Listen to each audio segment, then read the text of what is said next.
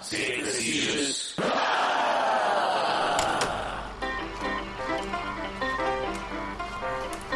Borjomi was the bizarre wonderland of the Russian Tsars.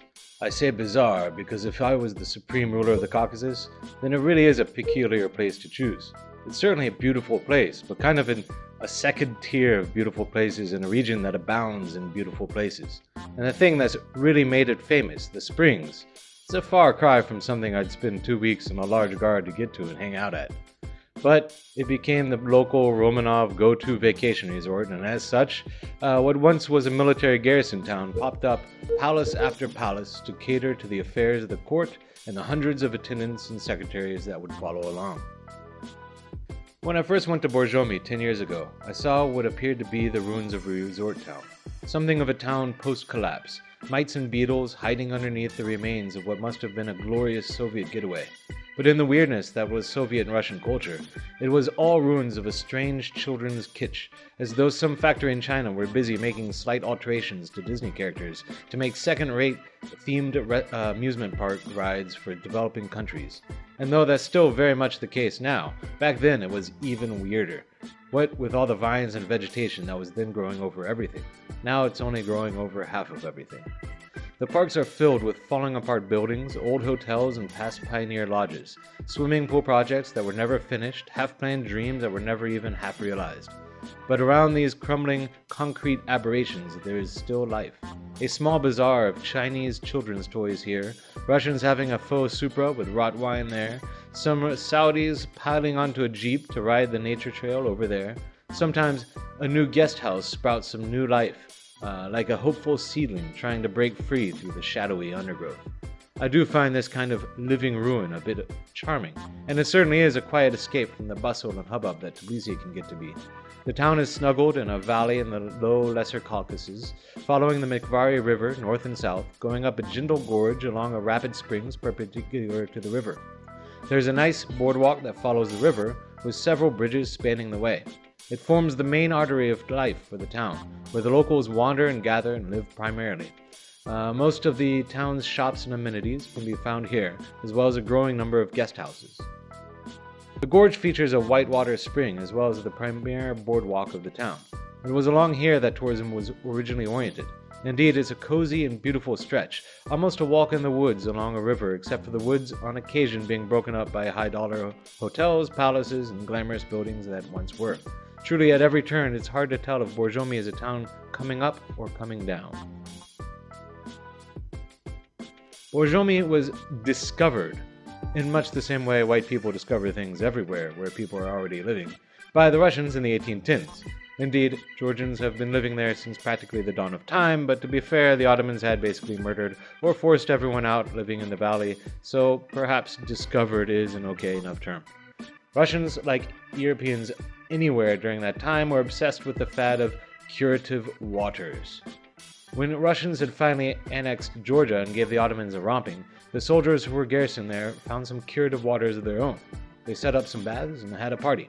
But then the Russian governor discovered the party. The viceroy Yevgeny Golovin brought his daughter there, which triggered a whole array of Russian nobility to flood the valley and brought the place back to life with palaces, resorts, and several mineral water bottling companies, giving Borjomi its current fame.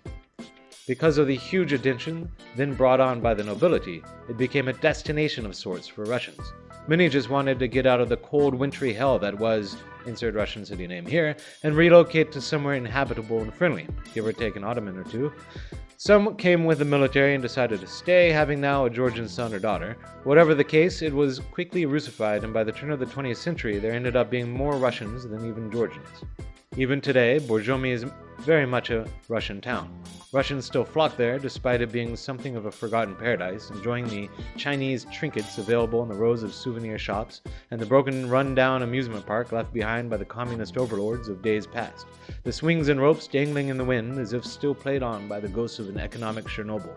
And though more Georgians live there these days, they've kind of given up on being Georgian, and many continue speaking Russian as the main language. Indeed, it's more useful business-wise with all the tourists. When I try to speak Georgian to local staff, they mostly ignore it and continue speaking Russian. The assumption being that I'm a tourist in Borjomi, and the only tourists in Borjomi are Russians, unless, of course, my wife were clad in a niqab, and so I must speak Russian, of which I do, but that's besides the point. In every way, Borjomi is truly set to be a tourism paradise, if it can just get out of its post-Soviet spell of sluggishness. From Borjomi, it's a short train ride or drive to Bakurdiani, one of the main alpine ski resorts in the country. Across the river is Borjomi Karagauli National Park, one of the better developed hiking zones in Georgia. Granted, whoever made the trails there needs to learn about switchbacks. About 2 hours away is the Kev Monastery of Varzia, 1 hour to Robati, and a score of other historic monasteries.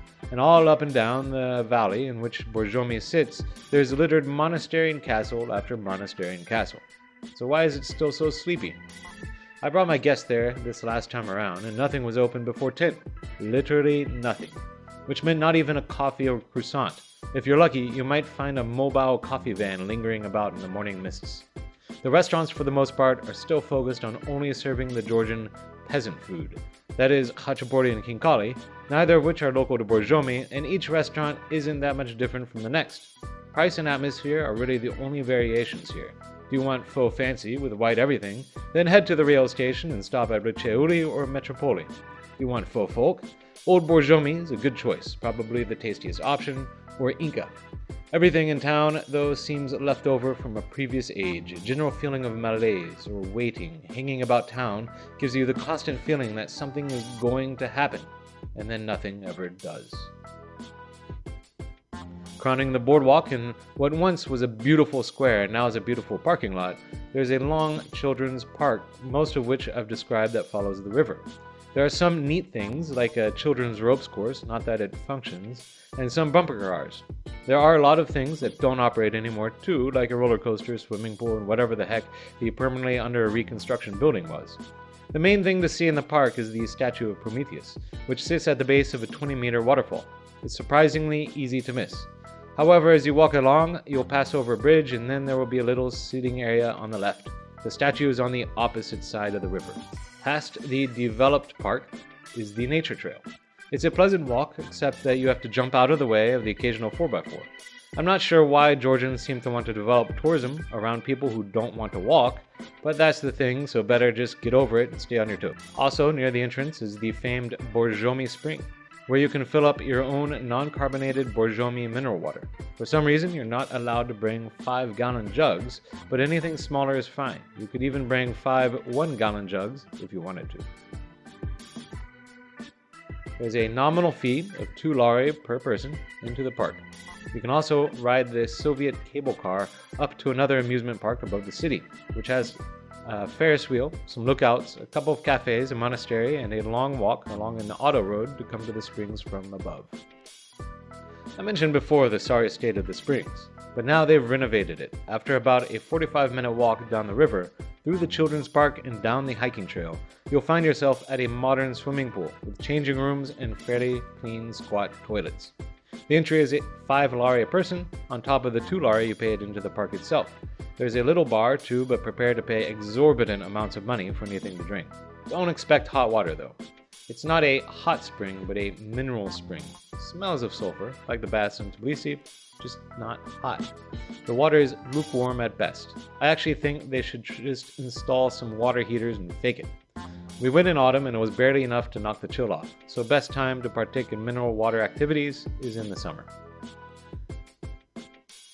Borjomi could do more to highlight its connection to Bakurdiani, making the jump from train to train easier. For now you have to go across town with no clear public transit. There actually is a modern bus that follows the river, but you've got to figure that one out on your own. Update the train. Currently it's just an electrichka that chugs along. Why depend on marshukas when you have a bleepin' train line? The recreation area can be tended a bit better too. Though it's great they've made the effort for a family-inclusive environment, half of the playground equipment in the main park isn't used or maintained. Clear it out. Make some places for romantic getaways. Don't forget how babies are made in the first place, guys. My ultimate dream, though, is to be able to take a canoe down the Mikvari from Borjomi to Tbilisi. Really, my dream is from Varzia to Tbilisi, but I realize that might be stretching it. As it is, it's not really a near possibility, but I've got my fingers crossed. We also ran into a lot of bicyclists, but that's got to be a nightmare route. Continuing with the drivers on the narrow Borjomi road. Now, a bicycling hiking path. Okay. The sooner I get back to drinking some wine, the sooner I'll get back my head from the clouds. This is Sane Facetious. Thanks for listening and watching. And click to subscribe, click like, and enjoy the next blog or the previous blog. Thanks. Have a good day.